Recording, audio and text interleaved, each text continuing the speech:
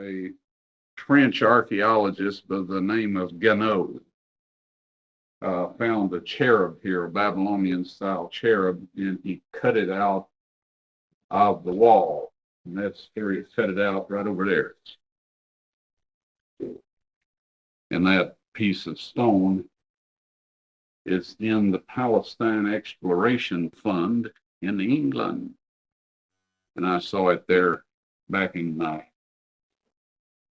February, I guess it was. Now, in the second Maccabees, chapter 2, verses 5 through 8, or somewhere like that. Anyway, second Maccabees, it tells of Jeremiah hiding the Ark of the Covenant, the tent of meetings, which would have been the wilderness sanctuary, and the golden altar of incense in a cave dwelling. But it goes on to say, in the mountain from which Moses viewed the promised land. So that would put it on Nebo in Jordan. But anyway, it says that one of the people in the group started to mark the trail. And Jeremiah said, no, the ark will never be returned to Israel until the end. So this was not a complete cherub. It was amateurish for one thing, and it was incomplete. So having found the Ark of the Covenant in 1982 and the tunnel through which they took it into the chamber and out of the city, the Ark of the Covenant passed through a system of caves and tunnels right past this area over to where it was hidden beneath the crucifixion site 600 years before Christ would be crucified. And the Romans put the cross hole that Christ was to be crucified in directly above the mercy seat. And all of this was unknown to any human beings, unless, God revealed it maybe to Abraham or some of those. And so anyway, when Christ died, it says the earth shook and the rocks were rent. There was a crack opened up just to the left of the cross hole, went down into the chamber where the Ark of the Covenant with the mercy seat had been hid 600 years before. And when they found that Christ had died, when they came just before the Sabbath to take the victims of the crucifixion down with the intent of putting them back up after the Sabbath. And the two thieves were still alive, so they broke their legs. They found Christ was dead, so they didn't break his legs, and that fulfilled the prophecy where it says none of his bones were broken. But anyway, the Roman centurion was asked to give the body to Joseph of Arimathea, but first Pilate ordered him to make sure Christ was dead, and in doing that, he thrust his spear into the left ribs at the fifth rib, and this was how they killed people back in those days. Smite them in the fifth rib, and that's in the Bible. And so this pierces the spleen, and if it goes far enough, the left ventricle of the heart.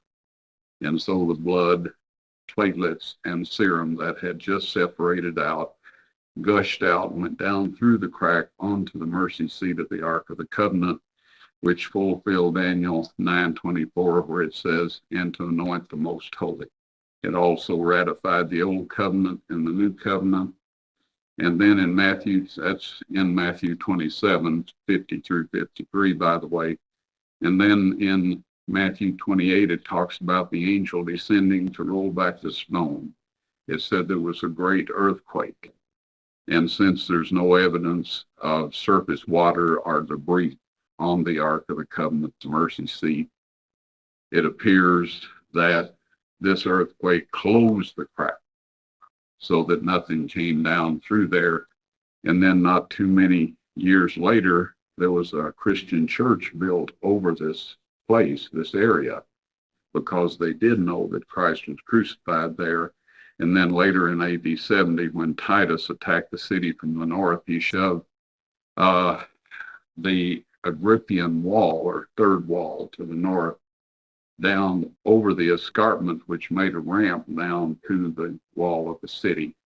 And that's how he reached the wall and came in. So the ark rested there undisturbed until 1982, when the Lord saw fit to reveal his evidence or proof to the world that his son died for us. And that's found in 1 John chapter 5, verses 6, 7, 8, and particularly in verse 9. It says, if you receive the witness of man, the witness of God is greater. And this is his witness and testimony of his son. Now, in a trial, a witness is someone who gives pertinent information about the subject under discussion or on trial.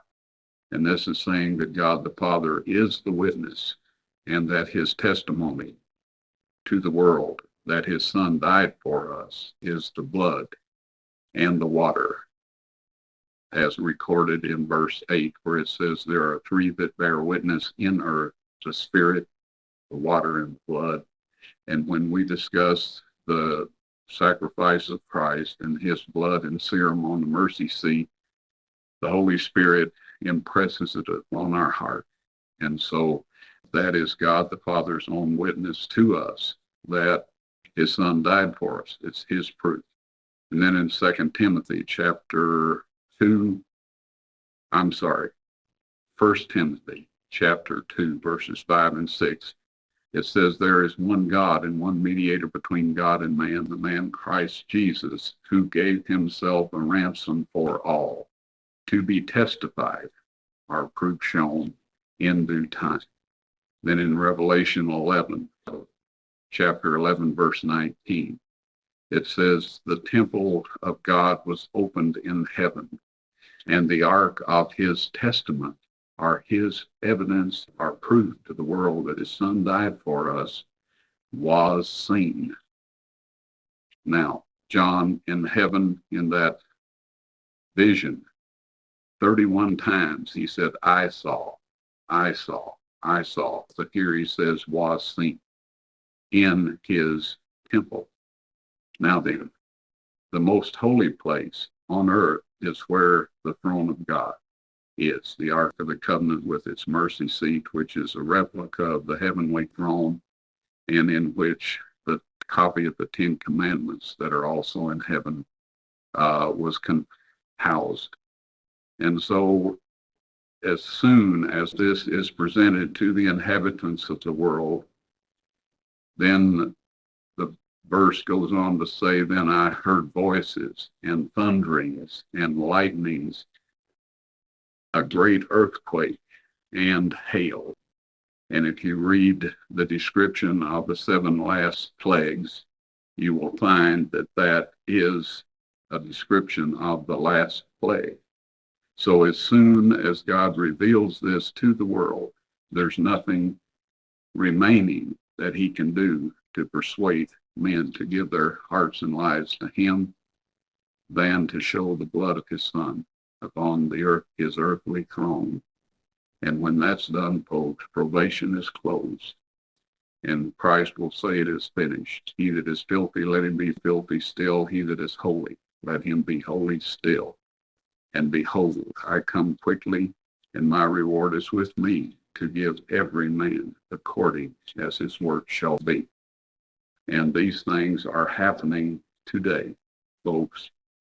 And I strongly recommend to every one of you that see this, that you go to the Father in the name and blood of the Son and ask for forgiveness of all your past sins, cleansing from the tendency to sin, and for restoration to God likeness.